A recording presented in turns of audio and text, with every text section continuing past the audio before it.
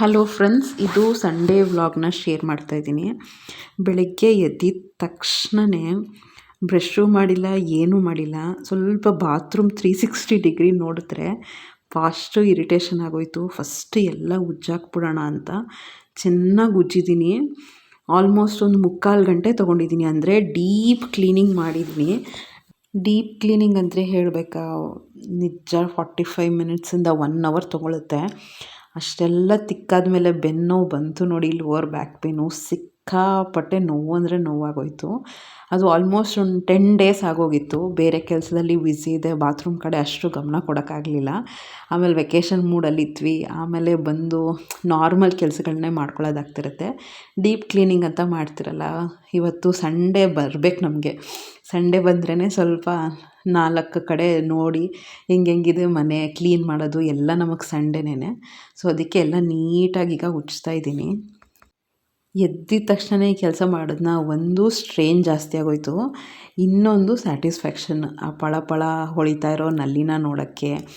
ಮತ್ತು ಎಲ್ಲ ಸ್ಟೇನ್ ಏನೂ ಇರಲಿಲ್ಲ, ಎಲ್ಲ ಡೀಪ್ ಕ್ಲೀನ್ ಮಾಡಿದ್ದು. ಒಂದೊಂದು ಮೂಲೆನೂ ಈ ಥರ ಒಂದು ಸ್ಟೀಲ್ ಸ್ಕ್ರಬ್ಬರ್.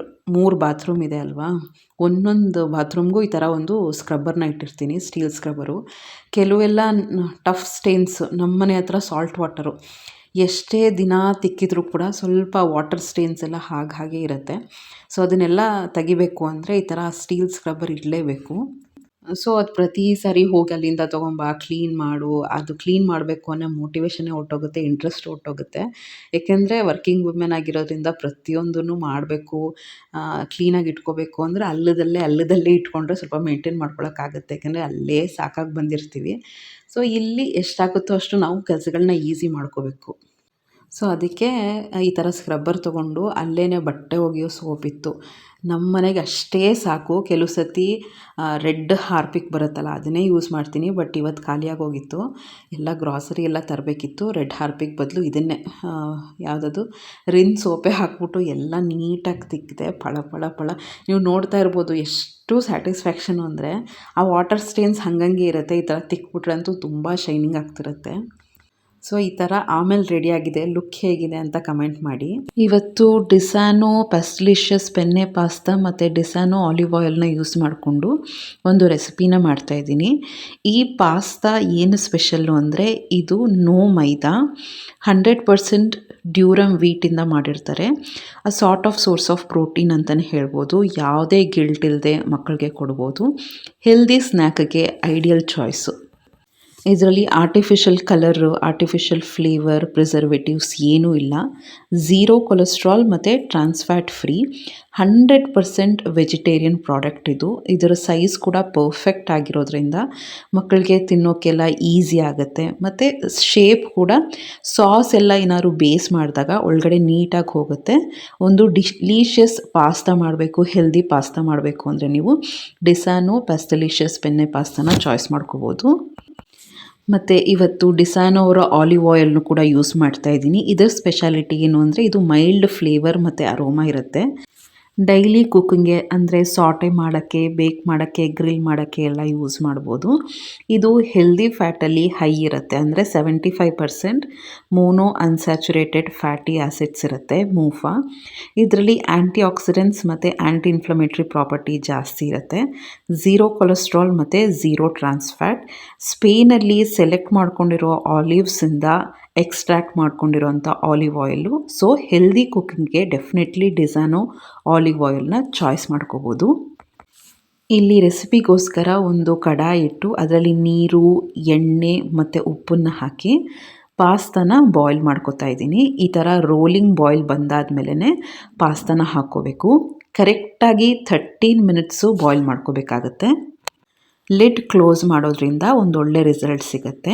ಈಗ ನೋಡಿ ಚೆನ್ನಾಗಿ ಬಾಯ್ಲ್ ಆಗಿದೆ. ಕರೆಕ್ಟಾಗಿ 13 ಮಿನಿಟ್ಸ್ ಆದಮೇಲೆ ನಾನು ಸ್ಟವ್ ಆಫ್ ಮಾಡಿ ತೋರಿಸ್ತಾ ಇದ್ದೀನಿ.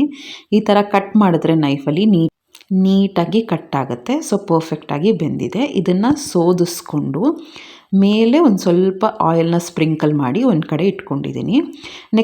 ಈಗ ಒಂದು ಕಡಾಯಿ ಇಟ್ಟು ಡಿಸಾನೋ ಆಲಿವ್ ಆಯಿಲ್ನ ಒಂದು 2-3 ಟೀ ಸ್ಪೂನಷ್ಟು ಹಾಕ್ಕೊಂಡಿದ್ದೀನಿ. ನೆಕ್ಸ್ಟು ಫೈನಾಗಿ ಚಾಪ್ ಮಾಡ್ಕೊಂಡಿರುವಂಥ ಈರುಳ್ಳಿನ ಹಾಕಿ ಸಾಟೆ ಮಾಡ್ಕೊತಾ ಇದ್ದೀನಿ. ಇದೇ ಸ್ಟೇಜಲ್ಲಿ ಸ್ವಲ್ಪ ಕ್ಯಾಬೇಜ್ ಅಥವಾ ಎಲೆಕೋಸು ಅಂತೀವಲ್ವ, ಫ್ರೆಶ್ ಆಗಿತ್ತು, ಅದನ್ನು ಹಾಕ್ಕೊಂಡಿದ್ದೀನಿ. 1 ಪಲಾವ್ ಎಲೆ, 2 ಏಲಕ್ಕಿ, 2 ಚಕ್ಕೆ, 4 ಲವಂಗ ಹಾಕಿ ಎಲ್ಲವನ್ನು ಚೆನ್ನಾಗಿ ಫ್ರೈ ಮಾಡ್ಕೊತಾ ಇದ್ದೀನಿ.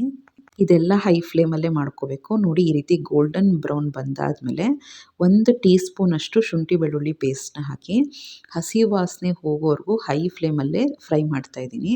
1/4 ಟೀ ಸ್ಪೂನಷ್ಟು ಅಡುಗೆ ಅರಶಿನ ಹಾಕಿ ಮತ್ತೆ ಅದನ್ನು ಹಸಿ ವಾಸನೆ ಇರುತ್ತಲ್ಲ ಅದು ಹೋಗೋವರೆಗೂ ಫ್ರೈ ಮಾಡ್ಕೊಂಡಿದ್ದೀನಿ. ಇಲ್ಲಿ ಪಾಲಕ್ನ ರುಬ್ಕೊಂಡಿದ್ದೆ. ಪಾಲಕ್ನ ಸ್ವಲ್ಪ ಹೊತ್ತು ಬಿಸಿನೀರಲ್ಲಿ ನೆನೆಸಿ ಆಮೇಲೆ ರುಬ್ಕೊಂಡಿದ್ದೆ, ಹಸಿದೇನೆ, ತುಂಬ ಬೇಯಿಸಿಲ್ಲ. ಆ ಪೇಸ್ಟ್ನ ಹಾಕಿದ್ದೀನಿ. ಜೊತೆಗೆ ಈಗ ಉಪ್ಪನ್ನು ಹಾಕಿ ಫ್ರೈ ಮಾಡ್ಕೊತಾ ಇದ್ದೀನಿ. 1 ಟೀ ಸ್ಪೂನಷ್ಟು ಖಾರದ ಪುಡಿನೂ ಹಾಕಿ ಚೆನ್ನಾಗಿ ಫ್ರೈ ಮಾಡ್ಕೋಬೇಕು. ಮೀಡಿಯಮ್ ಫ್ಲೇಮಲ್ಲಿ ಫ್ರೈ ಮಾಡಾದಮೇಲೆ ಹಸಿ ವಾಸನೆ ಹೋಗಿ ಈ ಕಲರ್ ಬರುತ್ತೆ. ಬೇಯಿಸ್ಕೊಂಡಿರುವಂಥ ಪಾಸ್ತಾನ ಹಾಕಿ ಚೆನ್ನಾಗಿ ಮಿಕ್ಸ್ ಮಾಡ್ಕೋಬೇಕು. ಟಾಸ್ ಮಾಡ್ತಾ ಇರಬೇಕು. ಮಿಕ್ಸಿ ಜಾರ್ ತೊಳೆದಿರೋಂಥ ನೀರನ್ನು ಹಾಕಬೇಕು. ಜೊತೆಗೆ ಕರ್ಬೇವಿನ ಸೊಪ್ಪನ್ನು ಹಾಕಿ ಲಿಡ್ನ ಕ್ಲೋಸ್ ಮಾಡಿ ಕುಕ್ ಮಾಡ್ಕೊತಾ ಇದ್ದೀನಿ. ಲಿಡ್ ಓಪನ್ ಮಾಡಿ ಸ್ವಲ್ಪ ಮಿಕ್ಸ್ ಮಾಡಿ ಈ ಥರ ಚೀಸ್ ಸ್ಲೈಸಸ್ ಇರುತ್ತಲ್ಲ, 1 ಸ್ಲೈಸ್ನ ಹಾಕಿ ಸ್ವಲ್ಪ ಅದನ್ನು ಸ್ಲೈಸ್ ಮಾಡಿ ಲಿಡ್ನ ಕ್ಲೋಸ್ ಮಾಡಿ ಮೆಲ್ಟ್ ಆಗೋಕ್ಕೆ ಬಿಟ್ಟಿದ್ದೀನಿ. ಅಷ್ಟೇ, ಈ ರೀತಿ ಪಾಲಕ್ ಪಾಸ್ತಾ ರೆಡಿ ಆಗೋಗುತ್ತೆ. ಡಿಶ್ ಔಟ್ ಮಾಡಿಕೊಂಡು ಮೇಲಿಂದ ಸ್ವಲ್ಪ ಹಸಿ ಈರುಳ್ಳಿ ಹಾಕ್ಕೊಂಡ್ರೆ ಸೂಪರ್ ಡಿಲಿಷಿಯಸ್ ಪಾಸ್ತಾ ರೆಡಿ ಆಗೋಗುತ್ತೆ.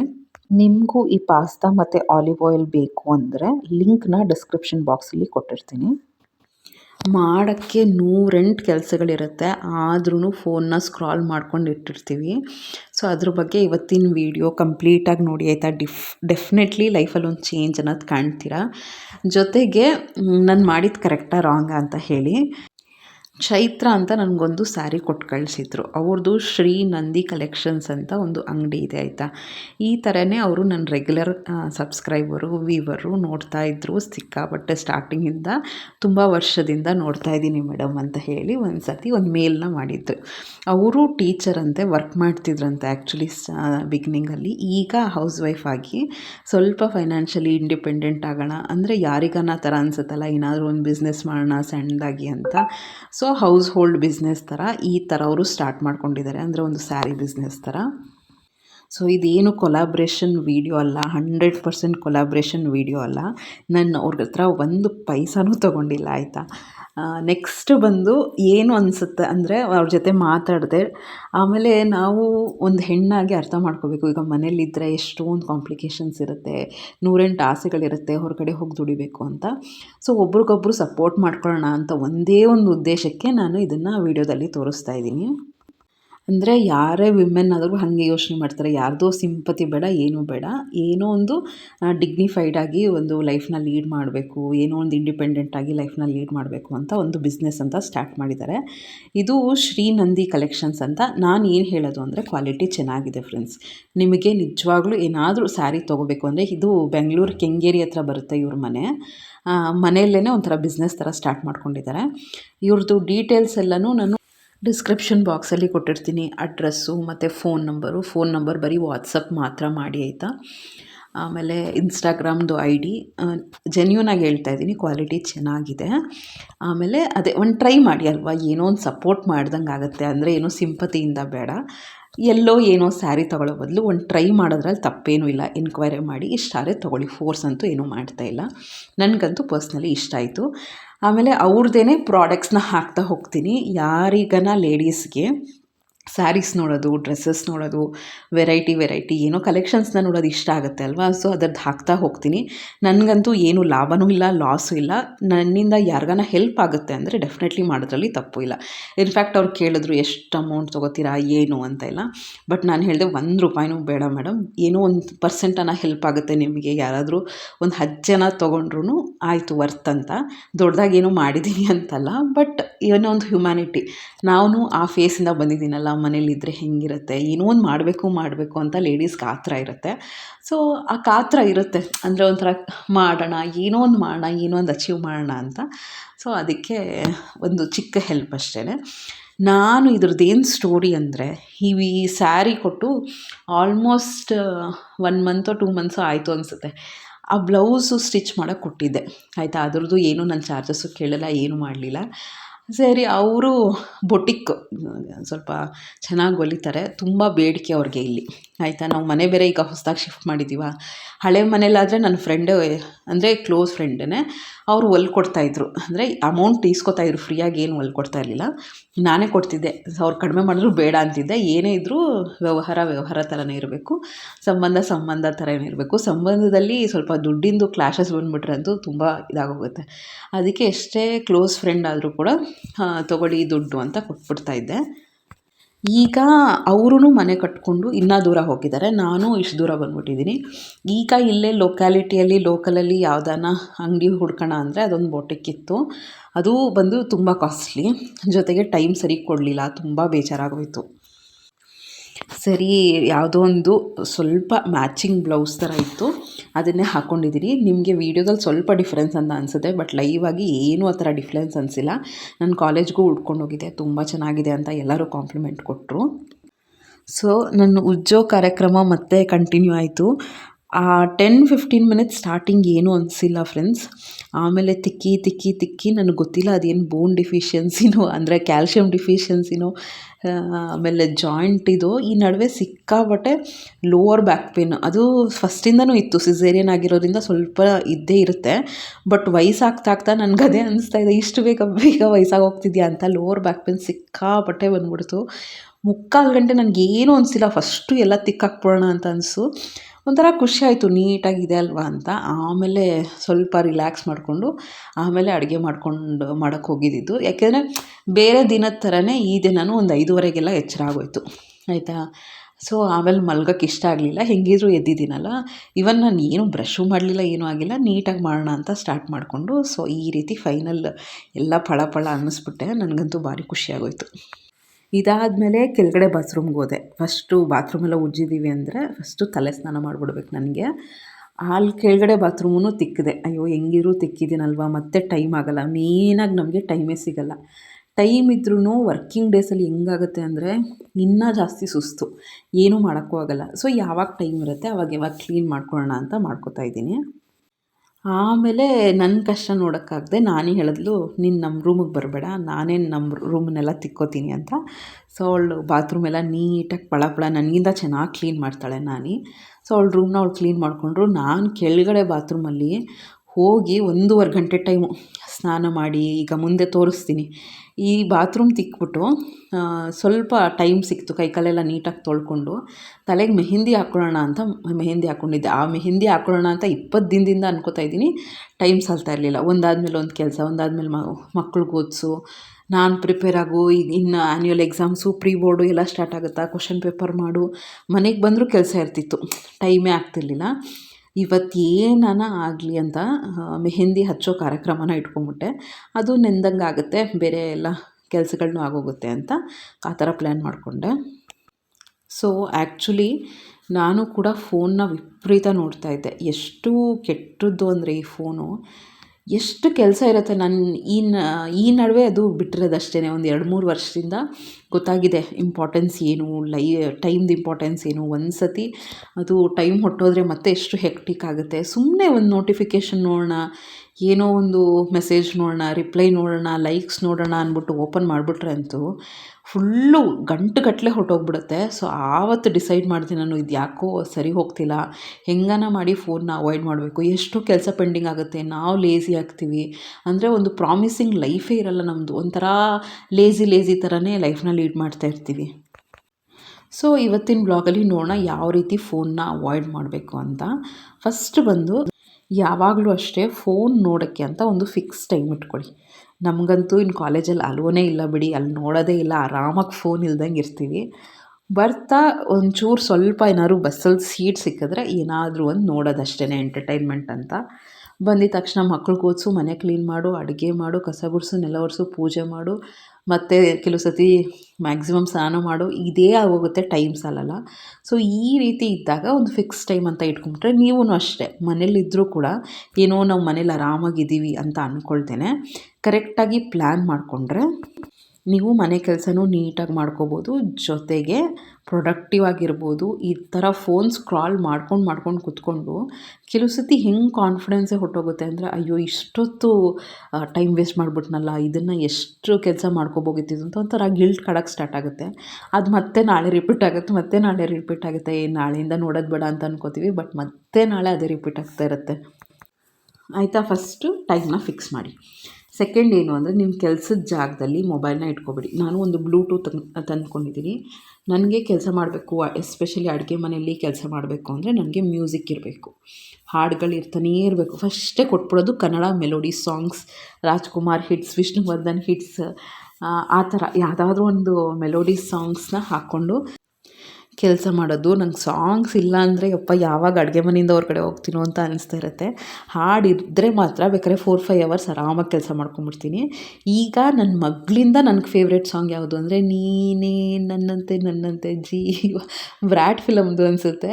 ಫಸ್ಟ್ ಹಾಕೋದೇ ಎದ್ದಿದ ತಕ್ಷಣ 4:15 ಅದೇನೆ. ಅಂದರೆ ಇಯರ್ಫೋನ್ ಹಾಕಿರ್ತೀನಿ, ಮನೆಯವ್ರಿಗೆ ಯಾರಿಗೂ ಡಿಸ್ಟರ್ಬ್ ಮಾಡಲ್ಲ.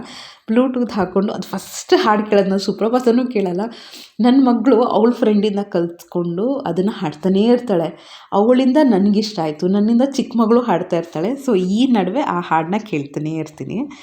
ನೆಕ್ಸ್ಟ್ ಬಂದು ಇಲ್ಲಿ ಏನು ಗೊತ್ತಾ, ಬಾತ್ರೂಮೆಲ್ಲ ತಿಕ್ಕಿದ್ನಲ್ಲ, ಒಂಥರ ಸಮಾಧಾನವೇ ಆಗಲಿಲ್ಲ. ನಾನು ಆಮೇಲೆ ಮೈ ಸ್ನಾನ ಮಾಡಿಕೊಂಡೆ. ಮೈಗೊಂದು ಸ್ನಾನ ಮಾಡಿಕೊಂಡು ಡ್ರೆಸ್ ಚೇಂಜ್ ಮಾಡಿಬಿಟ್ಟು ಆಮೇಲೆ ಈಗ ಬಟ್ಟೆ ಎಲ್ಲ ಮಡ್ಚೋಣ ಅಂತ ಮಡಿಸ್ತಾಯಿದ್ದೀನಿ. ನೀವು ನೋಡಿ, ಸಂಡೇ ಅಂತೀರ, ಬೇರೆ ದಿನಕ್ಕಿಂತನೂ ಜಾಸ್ತಿ ಕೆಲಸ ಸಂಡೇ. ಅಷ್ಟು ಸುಸ್ತಾಗೋಗುತ್ತೆ. ಅದು ಸ್ವಲ್ಪ ಹೊರಗಡೆ ಹೋಗೋ ಪ್ಲ್ಯಾನ್ ಬೇರೆ ಇತ್ತು, ಬೇಗ ಕೆಲಸ ಮುಗಿಸ್ಕೋಬೇಕಿತ್ತು. ನೆಕ್ಸ್ಟು ಅದೇ ಹೇಳಿದ್ನಲ್ಲ, ಯಾವಾಗಲೂ ಫೋನ್ನ ದೂರ ಇಟ್ಟಿರಿ, ಕೆಲಸದ ಜಾಗದಿಂದ ದೂರ ಇಟ್ಟಿರಿ. ನಾನು ಅದಕ್ಕೆ ಬ್ಲೂಟೂತ್ ತೊಗೊಂಡೆ ಹಾಡು ಕೇಳೋಕ್ಕೆ. ಮೊಬೈಲ್ ಇದ್ದರೆ ಏನಾದರೂ ಒಂದು ನೋಡ್ಕೊಂಡು ಕೂತ್ಕೋತೀನಿ ಅಂತ. ಈವನ್ ಅಲಾರಾಮ್ಗೂ ಕೂಡ ನಾವು ಫೋನ್ನ ಯೂಸ್ ಮಾಡ್ಬೋದು. ಅಲಾರಾಮ್ನ ಆಫ್ ಮಾಡಬೇಕು ಅಂತ ಫೋನ್ ಎತ್ಕೋತೀವಿ, ಅದು ಇದು ಅಂತ ನೋಡ್ಕೊಂಡು ಕೂತ್ಕೋತೀವಿ. ಇಲ್ಲ ಮತ್ತು ಆ ನೋಟಿಫಿಕೇಷನ್ಸ್ ಇರುತ್ತಲ್ಲ, ಫ್ಲಿಪ್ಕಾರ್ಟು, ಅಮೆಝಾನು, ಏನೋ ಒಂದು ಕಂಟ್ರಿ ಡಿಲೈಟು, ಬಿಗ್ ಬಾಸ್ಕೆಟು, ಇದೆಲ್ಲ ಇರುತ್ತಲ್ವ. ಸೊ ಅದರದ್ದೆಲ್ಲ ನೋಟಿಫಿಕೇಷನ್ನ ಆಫ್ ಮಾಡಿ. ನಿಮಗೆ ಜೆನ್ಯೂನಾಗಿ ಅದನ್ನು ಆ್ಯಪ್ನ ಯೂಸ್ ಮಾಡ್ಕೋಬೇಕು ಅಂದರೆ ನೀವೇ ಓಪನ್ ಮಾಡ್ತೀರಾ. ಆ ನೋಟಿಫಿಕೇಷನ್ ಬಂದಿದೆ ಅಂದರೆ ಅನ್ನೆಸೆಸರಿ ಓಪನ್ ಮಾಡೋಕ್ಕೆ ಸ್ಟಾರ್ಟ್ ಮಾಡ್ತೀರಾ. ನೆಕ್ಸ್ಟ್, ಇನ್ ಕೇಸ್ ನೀವು ಮಲಗ್ತಾ ಇದ್ದೀರಾ, ರೆಸ್ಟ್ ತೊಗೋತಾ ಇದ್ದೀರಾ, ಏನೋ ಮೀ ಟೈಮ್ ಬೇಕು, ಪೀಸ್ಫುಲ್ ಟೈಮ್ ಬೇಕು ಅಂದರೆ ನಿಜ ಹೇಳ್ತೀನಿ, ಫೋನ್ನ ಸೈಲೆಂಟ್ಗೆ ಹಾಕ್ಬಿಡಿ. ಸ್ವಿಚ್ ಆಫ್ ಮಾಡೋಕ್ಕೆ ಹೋಗ್ಬೇಡಿ. ಸೈಲೆಂಟ್ ಆಗಿದ್ದರೆ ಅಟ್ಲೀಸ್ಟ್ ಮಿಸ್ಡ್ ಕಾಲ್ ಬಂದಿರುತ್ತೆ, ಆಮೇಲೆ ಕಾಲ್ ಮಾಡ್ಬೋದು. ಸೊ ಸೈಲೆಂಟ್ ಇದ್ದು 1 ಅವರ್ 2 ಅವರ್ ಬಿಟ್ಟು ನೋಡಿ ಎಷ್ಟು ಪ್ರಶಾಂತತೆ ಇರುತ್ತೆ ಅಂದರೆ. ಫೋನಂದು ಎಷ್ಟು ತಲೆ ಡಿಸ್ಟರ್ಬ್ ಮಾಡಿಬಿಡುತ್ತೆ, ಸ್ಟ್ರೇನ್ ಅನಿಸುತ್ತೆ, ಕಣ್ಣಿಗೆ ಸ್ಟ್ರೇನು, ಕೈಯೆಲ್ಲ ಕೆಲವು ಸತಿ ನಮ್ನೆಸ್ ಆಗುತ್ತೆ. ಆದರೂ ಕೂಡ ನೋಡ್ತಾನೇ ಇರ್ತೀವಿ. ಕೆಲವು ಸತಿ ತಲೆನೋವು ಸ್ಟಾರ್ಟ್ ಆಗುತ್ತೆ, ಆದರೂ ನೋಡ್ತಾನೇ ಇರ್ತೀವಿ. ಯಾಕೆಂದರೆ ಕೆಲವರೆಲ್ಲ ತುಂಬ ಅಡಿಕ್ಟ್ ಆಗೋಗಿರ್ತಾರೆ. ಸೊ ಈಗ ಬಟ್ಟೆ ಎಲ್ಲ ಮಡಚಿ ಒಂದು 3/4 ಭಾಗ ಮಡಚಿದೆ.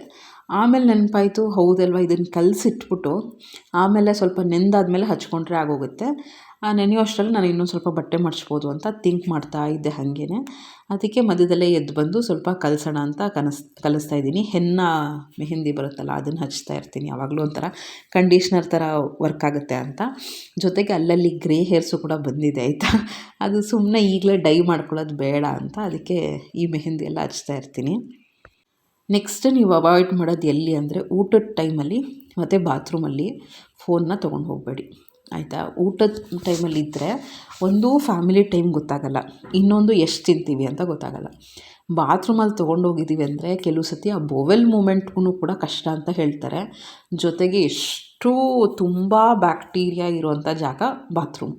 ಸೊ ಈಗಲೇ ನಾನೆಲ್ಲ ತಿಕ್ಬಿಟ್ಟು ಒಂಥರ ಸಮಾಧಾನ ಆಗಲಿಲ್ಲ, ಅದು ಸ್ನಾನ ಮಾಡೋವರೆಗೂ ಸಮಾಧಾನ ಆಗ್ತಿರ್ಲಿಲ್ಲ. ಸೊ ಆ ಥರ ಜಾಗಕ್ಕೆ ನಾವು ಮೊಬೈಲ್ ತೊಗೊಂಡೋಗಿ ಮತ್ತು ಅದೆಲ್ಲೋ ನಲ್ಲಿ ಮೇಲಿಟ್ಟು ಮತ್ತು ಅದನ್ನು ಹೊರಗಡೆ ತೊಗೊಂಬಂದು ಮತ್ತು ಅದೇ ಕೈಯಲ್ಲಿ ಅಡುಗೆ ಮಾಡಿ, ಸೊ ಅದೊಂಥರ ಅನ್ಹೈಜೀನ್ ಅಂತಲೇ ಹೇಳ್ಬೋದು. ಸೊ ಬಾತ್ರೂಮಲ್ಲೂ ತೊಗೊಳಕ್ಕೆ ಹೋಗಬೇಡಿ. ನೆಕ್ಸ್ಟ್, ಚಾರ್ಜಿಂಗ್ ಎಸ್ಪೆಷಲಿ ಆದರೆ ರೂಮಿಂದ ಹೊರಗಡೆ ಇಟ್ಟಿರಿ. ನೀವೇನೋ ಮಕ್ಕಳಿಗೆ ಹೇಳ್ಕೊಡ್ತಾ ಇರ್ತೀರಾ, ಏನೋ ಇಂಪಾರ್ಟೆಂಟ್ ಮಾಡ್ತಾ ಇರ್ತೀರಾ, ಚಾರ್ಜಿಂಗ್ ಪಾಯಿಂಟ್ ಹತ್ತಿರದಲ್ಲೇ ಇದೆ, ಏನೋ ಒಂದು ಎಂಗೇಜಿಂಗ್ ಆಗಿ ಏನೋ ಒಂದು ಆಯಿತು, ಫೋನ್ ಎತ್ಕೊಂಡ್ಬಿಡ್ತೀರ. ಸೊ ಚಾರ್ಜಿಂಗೂ ಅಷ್ಟೇ ಆದಷ್ಟು ದೂರದಲ್ಲಿ ಇಟ್ಕೊಂಡ್ರೆ ಬೆಸ್ಟ್. ನಾನು ಮಕ್ಳಿಗೆ ಓದಿಸ್ಬೇಕಾದ್ರೆ ಇನ್ನೊಂದು ರೂಮಲ್ಲಿ ಚಾರ್ಜಿಗೆ ಹಾಕ್ಬಿಡ್ತೀನಿ, ಸೈಲೆಂಟ್ಗೆ ಹಾಕ್ಬಿಡ್ತೀನಿ. ಸೊ ಅದು ಮುಗಿಯೋವರೆಗೂ ಹೋಗಿ ಅದನ್ನು ಚೆಕ್ ಮಾಡಲ್ಲ. ನೆಕ್ಸ್ಟ್, ಫೋನನ್ನು ಏನಾದರೂ ಕೆಲಸ ಇದ್ದರೆ ಮಾತ್ರ ಮುಟ್ಟಿ. ಆಮೇಲೆ ಸ್ಕ್ರೀನ್ ಟೈಮ್ ಎಷ್ಟಾಗಿದೆ ಅಂತ ಪ್ರತಿಯೊಂದು ಮೊಬೈಲ್ ಸೆಟ್ಟಿಂಗ್ಸಲ್ಲೂ ಗೊತ್ತಿರುತ್ತೆ, ಎಷ್ಟು ಸ್ಕ್ರೀನ್ ಯೂಸ್ ಮಾಡಿದ್ದೀವಿ ಅಂತ. ನೋಡಿ ಫ್ರೆಂಡ್ಸ್, ನಾವು ಅಂದ್ಕೊಳ್ಳೋದಷ್ಟೇ, ಮಾಡೋಕ್ಕೆ ತುಂಬ ಕೆಲಸಗಳಿರುತ್ತೆ. ಬುಕ್ ಓದ್ಬೋದು, ವಾಕಿಂಗ್ ಹೋಗ್ಬೋದು, ಮತ್ತು ಮೆಡಿಟೇಷನ್ ಮಾಡ್ಬೋದು, ಯೋಗ, ಎಕ್ಸಸೈಸಸ್ ಏನೇನೋ ಮಾಡ್ಬೋದು. ನಾವು 2 ಅವರ್ಸ್, 3 ಅವರ್ಸ್, 4 ಅವರ್ಸು ಮೊಬೈಲ್ ನೋಡ್ತಾನೇ ಇರ್ತೀವಿ. ಅದು ನೋಡೋ ಬದಲು ಅದೇ ಟೈಮನ್ನ 1 ಅವರ್ ನೋಡಿ, ನಾನು ಫೋನೇ ಅವಾಯ್ಡ್ ಮಾಡಿ ಅಂತ ಹೇಳ್ತಾ ಇಲ್ಲ. ಈಗಂತೂ ಫೋನ್ ಇಲ್ಲದೆ ಯಾವುದೂ ಆಗಲ್ಲ. ಅದೊಂಥರ ವರನೂ ಕೂಡ, ಶಾಪನೂ ಕೂಡ. ಸೊ ಅದಕ್ಕೆ ಅದನ್ನು ಕರೆಕ್ಟಾಗಿ ನಮಗೆ ಯೂಟಿಲೈಸ್ ಮಾಡೋಕ್ಕೆ ಬರಬೇಕು. ಈಗ ನಮಗಂತೂ ನಮ್ಮ ಟೀಚಿಂಗ್ ಪ್ರೊಫೆಷನಲ್ ಇರೋರ್ಗಂತೂ ಪ್ರತಿಯೊಂದು ಟೀಚಿಂಗು ಅಂತಲ್ಲ, ಏನಾದರೂ ಅಪ್ಡೇಟ್ ಆಗಬೇಕು, ಓದ್ತಾ ಇರಬೇಕು ಅಂದರೆ ಮೊಬೈಲಲ್ಲಿ ಎಷ್ಟೊಂದು ಇನ್ಫಾರ್ಮೇಷನ್ಸ್ ಇರುತ್ತೆ. ನಾವು ಶಾರ್ಟ್ಸ್ ನೋಡ್ಕೊಂಡು ಟೈಮ್ ವೇಸ್ಟ್ ಮಾಡಿಕೊಂಡು, ಅದು ಇದು ಯೂಟ್ಯೂಬ್ದು ನೋಡ್ಕೊಂಡು ಟೈಮ್ ವೇಸ್ಟ್ ಮಾಡಿಕೊಂಡು ಇರೋ ಬದಲು ನಮ್ಮನ್ನು ನಾವು ಅಪ್ಡೇಟ್ ಮಾಡ್ಕೋಬೇಕು. ನಾನು ಅದಕ್ಕೇ ಯೂಟ್ಯೂಬಲ್ಲೂ ಅಷ್ಟೇ ಒಂಥರ ಕಂಟೆಂಟ್ ಇರುವಂಥ ವೀಡಿಯೋಸ್ನ ಮಾಡೋಣ ಅಂತ ಅಂದ್ಕೊಂಡಿದ್ದು. ಅಂದರೆ ಯಾರಾದರೂ ಏನಾದ್ರು ನೋಡ್ತಾರೆ ಅಂದರೆ ಹೌದು, ಏನೋ ಒಂದು ಯೂಸ್ ಆಯಿತು, ನಮ್ಮ ಲೈಫಲ್ಲಿ ಏನೋ ಒಂದು ಚೇಂಜ್ ಆಯಿತು ಅಂತ ಅಂದ್ಕೋಬೇಕು ಅವರು. ಸುಮ್ಮನೆ ಏನೋ ತೋರಿಸೋದು ಆ ಥರ ಎಲ್ಲ ಆದರೆ ನಮಗೊಂಥರ ಸ್ಯಾಟಿಸ್ಫ್ಯಾಕ್ಷನ್ ಇರೋಲ್ಲ. ಏನೋ ಯೂಸ್ಫುಲ್ಲಾಗಿ ಮಾಡೋಣ ಅಂತ. ಸೊ ಈಗಿನ ಕಾಲದಲ್ಲಿ ಲ್ಯಾಕಿಂಗು ಅಂದರೆ ಸ್ವಲ್ಪ ನಮಗೆ ಮೋಟಿವೇಶನ್ ಬೇಕಾಗುತ್ತೆ, ಏನೋ ಒಂದು ಟೆಕ್ನಿಕ್ ಬೇಕಾಗುತ್ತೆ, ಲೈಫ್ ಲೆಸನ್ ಬೇಕಾಗುತ್ತೆ. ಸೊ ಅದನ್ನೇ ಮೋಟಿವ್ ಆಗಿಟ್ಕೊಂಡು ನನ್ನ ತಲೆಯಲ್ಲಿ ಇದ್ದಿತ್ತು. ಸೊ ಈಗಿನ ಕಾಲದಲ್ಲಂತೂ ಫೋನ್ ಬಂದು ಹೇಗೆ ಅಂದರೆ ಒಂದು ಫ್ಯಾಮಿಲಿ ಟೈಮ್ ಇರಲ್ಲ. ಫ್ಯಾಮಿಲಿ ಜೊತೆ ಇದ್ದರೂ ಕೂಡ ಒಂದು ಕ್ವಾಲಿಟಿ ಟೈಮ್ ಸ್ಪೆಂಡ್ ಮಾಡಲ್ಲ. ಹಸ್ಬೆಂಡ್ ವೈಫ್ ಜೊತೆಗೆ ಇದ್ದರೂ ಕೂಡ ಅವರೊಂದಿಕ್ಕು ಇವರೊಂದಿಕ್ಕು ಮೊಬೈಲ್ನ ನೋಡ್ತಾ ಇರ್ತಾರೆ. ಸೊ ಈ ಥರ ಎಲ್ಲ ಬಂದಾಗ ಒಂದು ಮಾರಲ್ ವ್ಯಾಲ್ಯೂಸು, ಎಮೋಷ್ನಲ್ ಕನೆಕ್ಷನ್ಸ್ ಅನ್ನೋದೇ ಇರಲ್ಲ. ಅಷ್ಟು ಮೆಕ್ಯಾನಿಕಲ್ ಆಗಿ ಲೈಫ್ನ ಲೀಡ್ ಮಾಡ್ತಾ ಇರ್ತಾರೆ. ಫೋನ್ ಮುಟ್ಟಿದಾಗ ಒಂದು 10 ಸೆಕೆಂಡ್ಸ್ ಪಾಸ್ ಕೊಟ್ಟು ನಿಜವಾಗ್ಲೂ ಈಗ ಫೋನ್ ಮುಟ್ಟಬೇಕಾ ಅಂತ ಅಂದ್ಕೊಳ್ಳಿ, 90% ಪ್ರಾಬ್ಲಮ್ ಸಾಲ್ವ್ ಆಗಿಬಿಡುತ್ತೆ. ಆ ಟೆಂಪ್ಟಿಂಗ್ ಅಷ್ಟೇ, ಅದನ್ನು ಪೀಕ್ ಟೈಮ್ ಅಂತ ಹೇಳ್ತೀವಿ ಆಯಿತಾ.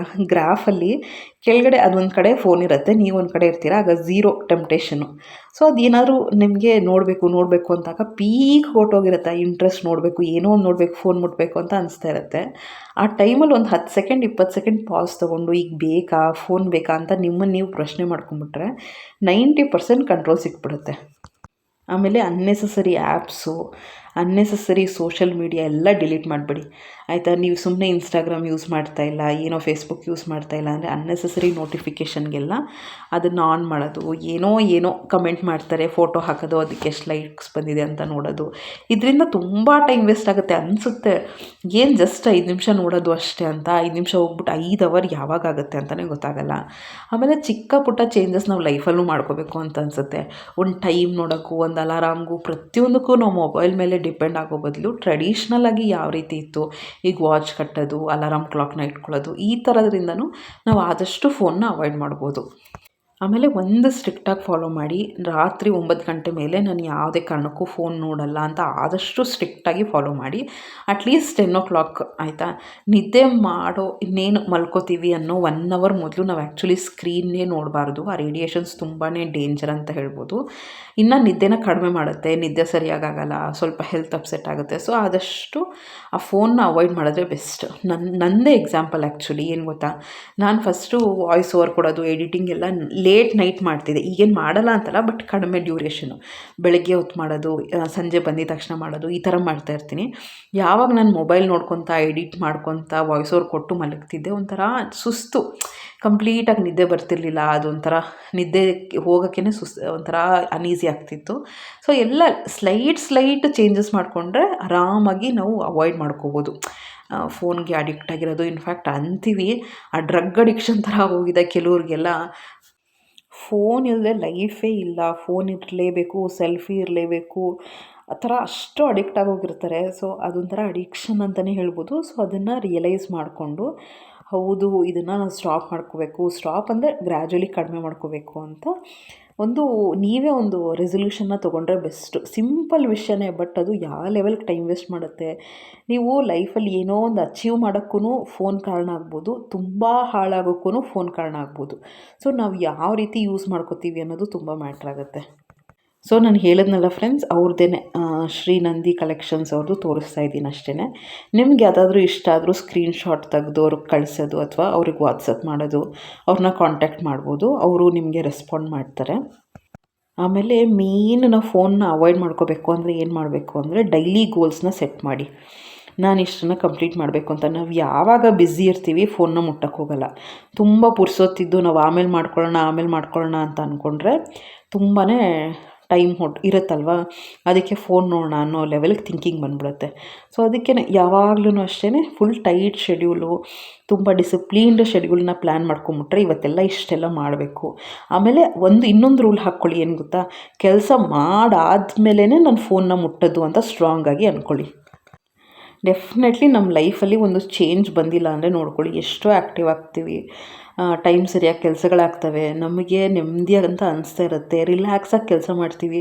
ನಾವೇನು ಮಾಡ್ತೀವಿ, ಗಂಟೆಗಟ್ಟಲೆ ಮೊಬೈಲ್ ನೋಡಿಕೊಂಡು ಆಮೇಲೆ 1 ಅವರ್ ಇದ್ದೆ, ಏನೋ ಹಸ್ಬೆಂಡ್ ಬರ್ತಾರೆ, ಮಕ್ಕಳು ಬರ್ತಾರೆ ಅನ್ನೋ 1 ಅವರ್ ಮೊದಲು ಕೆಲಸ ಸ್ಟಾರ್ಟ್ ಮಾಡೋಕ್ಕೆ ಹೋಗ್ತೀವಿ. ಅದೊಂಥರ ಪ್ರೆಷರ್ ಆಗುತ್ತೆ. ಅವ್ರು ಬಂದಾದಮೇಲೆ ಆ ಪ್ರೆಷರ್ನ ಅವ್ರ ಮೇಲೆ ತೋರಿಸೋದು, ಇಂಡೈರೆಕ್ಟ್ಲಿ ಎಲ್ಲ ಈವನ್ ವರ್ಕಲ್ಲೂ ಅಷ್ಟೇ, ವರ್ಕ್ ಪ್ಲೇಸಲ್ಲಿ ಕೆಲವರು ಮೊಬೈಲ್ ನೋಡ್ಕೊಂಡು ಟೈಮ್ ವೇಸ್ಟ್ ಮಾಡ್ತಾರೆ. ಕರೆಕ್ಟಾಗಿ ಕೊಡೋ ಸಂಬಳಕ್ಕೆ ಕರೆಕ್ಟಾಗಿ ವರ್ಕ್ ಮಾಡಬೇಕು, ಮನೆಯಲ್ಲೂ ಅಷ್ಟೇ ಕರೆಕ್ಟಾಗಿ ಎಲ್ಲ ಬ್ಯಾಲೆನ್ಸ್ ಮಾಡಿಕೊಂಡ್ರೆ ಆ್ಯಕ್ಚುಲಿ ಕಷ್ಟ ಏನೂ ಆಗಲ್ಲ.